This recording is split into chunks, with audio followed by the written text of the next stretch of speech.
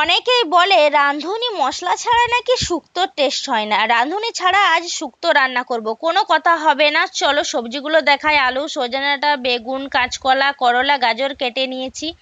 গরম মশলাটা বানিয়ে রাখি আগে। পাঁচ ফোড়ন, গোটা জিরে, সাদা কালো সর্ষে গরম করে গুঁড়ো করে নেব। এদিকে কড়াইয়ে একটু তেল দিয়ে বড়িটাও ভেজে নিলাম। এবার কড়াইয়ে আরেকটু বেশি তেল দিয়ে একে একে সজনে ডাঁটা, কাঁচকলা, করলা, বেগুন ভেজে নিলাম। ওই তেলে শুকনো লঙ্কা, পাঁচফোড়ন, তেজপাতা দিয়ে আলু, গাজর ভাজতে থাকবো। এর ওপর আদা দিয়ে কিছুক্ষণ ভাজবো। তারপর টমেটো দিয়ে আরেকটু ভেজে নেব। এবার হলুদ, লঙ্কা, জিরে গুঁড়ো আর একটু জল দেব। মশলা থেকে তেল ছেড়ে এলে বেগুন বাদে যে অন্য সবজিগুলো সেগুলো কড়াইয়ে দিয়ে কিছুক্ষণ কষতে থাকবো, পরিমাণ মতো নুন দিয়ে।